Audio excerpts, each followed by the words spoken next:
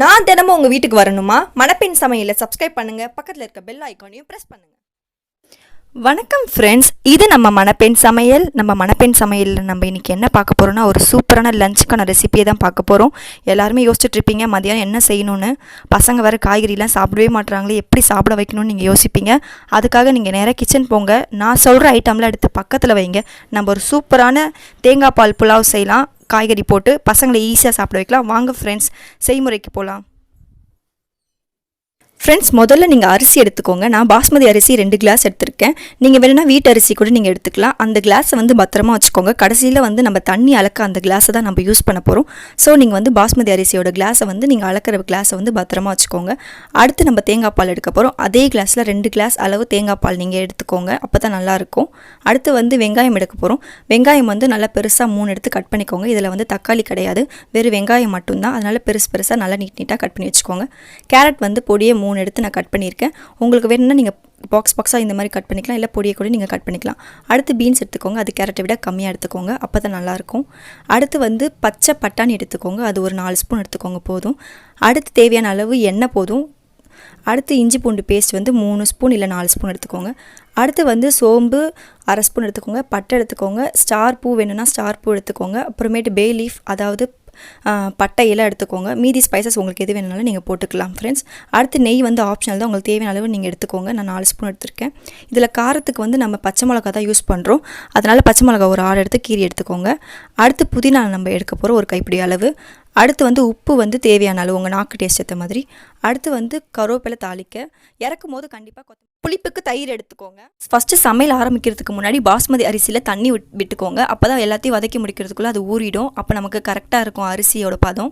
Next ஒரு cooker வச்சுக்கோங்க. அதில் இருக்க தண்ணி நல்லா காயட்டும். அதுக்கப்புறமேட்டு நம்ம எண்ணெயை ஊற்றினா நம்ம கைக்கு சேஃப்டி. இப்போ நம்ம தேவையான அளவு எண்ணெய் ஊற்றிக்கலாம். எல்லா காயும் இதிலே வதங்கணும், அதுக்கேற்ற மாதிரி எண்ணெய் ஊற்றிக்கோங்க. நெக்ஸ்ட்டு நம்ம என்ன போட போகிறோம்னாக்கா, நெய் தான் விட போகிறோம். நெய் ஆப்ஷனல் தான், உங்களுக்கு எவ்வளோ வேணுமோ விட்டுக்கோங்க. இப்போ நான் 2 ஸ்பூன் விட்டுக்கிறேன். நெய் நல்லா எண்ணெயோட மர்ஜ் ஆனோடனே நம்ம அடுத்து ஸ்பைசஸ் போட்டுக்கலாம். ஸ்பைசஸ் என்னென்ன வேணுமோ போட்டுக்கோங்க. சோம்பு, பட்டை, இலை, ஸ்டார் எல்லாம் போட்டு நல்லா ஒரு வதக்கிக்கோங்க. இது நல்லா பொரிஞ்சோடனே நம்ம அடுத்து என்ன போடலான்னா, வெங்காயம், கருவேப்பிலை ஆப்ஷன் தான். அடுத்து வெங்காயம் போட்டுக்கோங்க.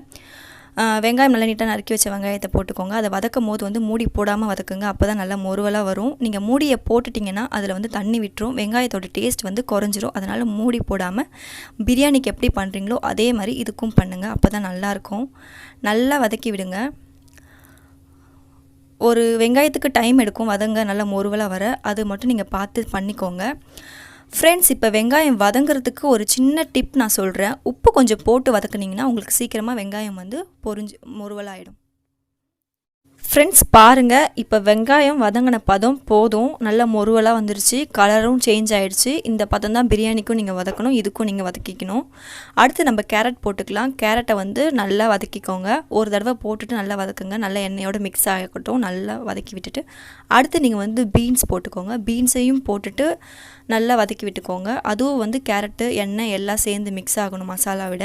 அதனால் நம்ம அடிக்கடி கிளறி விட்டுக்கிறோம். அடுத்து நீங்கள் என்ன பண்ண போகிறீங்கனாக்கா, பச்சை பட்டாணி இருக்குது. அந்த பச்சை பட்டாணியை நீங்கள் போட்டுக்கோங்க. அதையும் போட்டுட்டு நல்லா 3த்தையும் நல்லா மிக்ஸ் பண்ணி விட்டுக்கோங்க. நல்லா ஒரு சேர மிக்ஸ் பண்ணிங்கன்னா மசாலா கரெக்டாக மிக்ஸ் ஆகும். வேகும் போதும் நல்லா சீராக வேகும். அதனால் நல்லா மிக்ஸ் பண்ணிக்கோங்க. இப்போ நம்ம என்ன பண்ணலான்னா, இதை மூடி போட்டே நீங்கள் இனிமேல் வேக வச்சுக்கலாம். அதனால் பிரச்சனை இல்லை. இப்போ கொஞ்சோண்டு கொத்தமல்லி, புதினா போட்டுக்கோங்க. கொத்தமல்லி லாஸ்ட்டாக போட்டுக்கலாம். இப்போ நம்ம புதினா போட்டுக்கலாம். புதினாவையும் சேர்த்து எண்ணெயோடு சேர்த்து நீங்கள் வதக்கிக்கோங்க.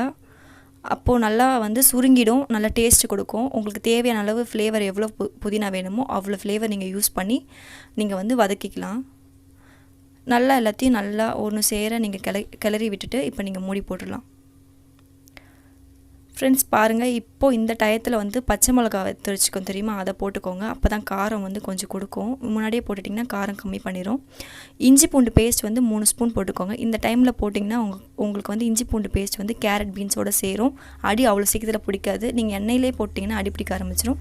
என்ன தான் இஞ்சி பூண்டு பேஸ்ட்டை நீங்கள் போட்டாலும் அடுப்பு சிம்மில் வச்சுக்கோங்க. அப்போ தான் அடி பிடிக்காது. சரிங்களா? நல்லா மிக்ஸ் பண்ணிக்கோங்க. எல்லாமே நல்லா மிக்ஸ் பண்ணுங்கள். இஞ்சி பூண்டு எல்லாவோட மசாலாலையும் சேரணும். அதனால் நல்லா கிளறி விட்டுக்கோங்க. இப்போ நம்ம மூடி போட்டு மூடிடலாம். ஃப்ரெண்ட்ஸ் பாருங்கள், நல்லா காய் வந்து வதங்கிடுச்சு, நல்லா மசாலாலாம் மர்ஜ் ஆகிடுச்சு. இப்போ நம்ம தயிர் போட்டுக்கலாம். தயிர் வந்து புளிப்புக்காக நம்ம இதில் தக்காளி எதுவும் சேர்க்கல, அதனால் நான் 2 ஸ்பூன் தயிர் போட்டுக்கிறேன். உங்களுக்கு எவ்வளோ தயிர் வேணும்னாலும் நீங்கள் போட்டுக்கலாம். நல்லா போட்டு நல்லா வதக்கிக்கோங்க. நான் வந்து 2 கிளாஸ் அரிசி தான் நான் எடுத்திருக்கேன், அதனால் வந்து அதுக்கேற்ற பொருள் தான் நான் இதில் போட்டிருக்கேன். உங்களுக்கு இதை விட மசாலா எக்ஸ்ட்ரா டேஸ்ட் வேணுனாலும் அதுக்கேற்ற மாதிரி சேர்த்துக்கோங்க, கம்மியாக வேணுனாலும் அதுக்கேற்ற மாதிரி சேர்த்துக்கோங்க. இப்போ அரிசியை வந்து நான் ஒரு தடவை கழுவி வச்சுருக்கேன். ரொம்பலாம் கழுவாதீங்க, அரிசி உடஞ்சிரும். ஒரு தடவை கழுவி வச்சுட்டு அதை வந்து நீங்கள் மசாலாவில் போட்டுட்டு மிக்ஸ் பண்ணிக்கோங்க. மசாலாவும் அரிசியும் நல்லா மிக்ஸ் ஆகணும், ஆனால் பொறுமையாக கிளக்கி விடுங்க.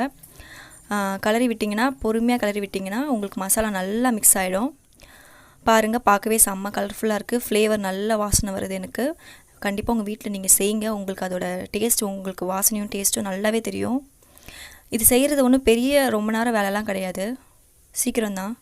நீங்கள் என்ன பண்ணணும், எல்லாத்தையும் முன்னாடி கட் பண்ணி வச்சிட்டிங்கன்னா உங்களுக்கு ரொம்ப ஈஸி செய்கிறது. போயிட்டு ஒரு 5 நிமிஷத்தில் நீங்கள் கட் பண்ணி ரெடியாக வச்சிங்கன்னா பக்கத்தில் எல்லாத்தையும் பக்கத்தில் எடுத்து வச்சுட்டு நீங்கள் செய்யலாம். 5 நிமிஷத்தில் தாளித்து விட்டுட்டு நீங்கள் பாட்டு வந்துடலாம்.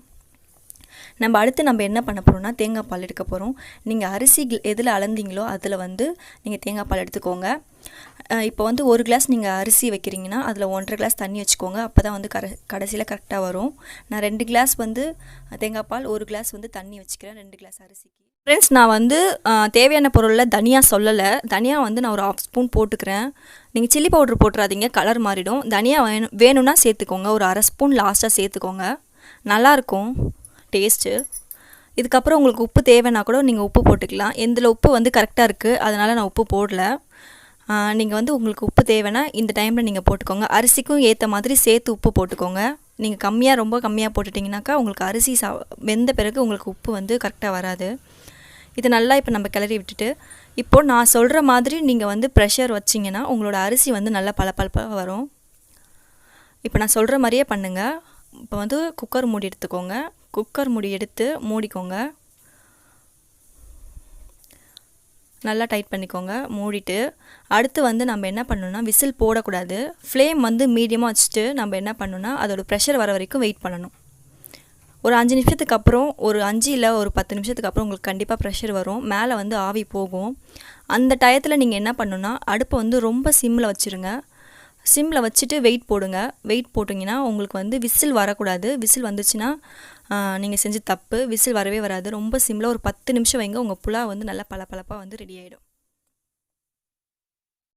ஃப்ரெண்ட்ஸ் பாருங்கள், ஒரு அடுப்பு ஆஃப் பண்ணி ஒரு 5 மினிட்ஸ்க்கு அப்புறம் நான் ஓப்பன் பண்ணுறேன்.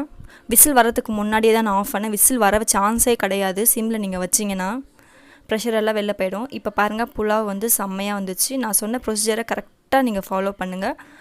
முதல்ல வந்து அடுப்பை வந்து நீங்கள் ஃபாஸ்ட்டாக வச்சு விசில் போடாமல் ஒரு 5 நிமிஷம் வைங்க. ப்ரெஷர் வெளியில் வந்த பிறகு விசில் போடுங்க. ஆனால் சிம்மில் வச்சுட்டு விசில் வரவே கூடாது. ஒரு 10 நிமிஷம் கழித்து ஆஃப் பண்ணிங்கன்னா உங்களுக்கு இந்த பதம் கரெக்டாக வரும். பாருங்கள், நல்லா பளபளப்பாக வந்திருக்கு. தண்ணி கொஞ்சம் கூட நிற்கல, கரெக்டாக வந்திருக்கு பாருங்கள். நல்லா பளபளப்பாக வந்திருக்கு. சைடில் இருந்து கிளறி விடுங்க, நடுவில் இருந்து கிளறி விட்டிங்கன்னா அரிசி உடையும். செம்மையாக வந்திருக்கு நம்ம புலாவ். ஃப்ளேவர் நல்ல வாசனை வருது. ஒயிட் கலரில் தான் இருக்கும் இது. பாருங்கள், நான் ரொம்ப ஈஸியான பட்ஜெட்டில் எப்படி நம்ம புலாவை சீக்கிரமாக செஞ்சுட்டோம், நல்லா டேஸ்டியாகவும் இருக்கும்.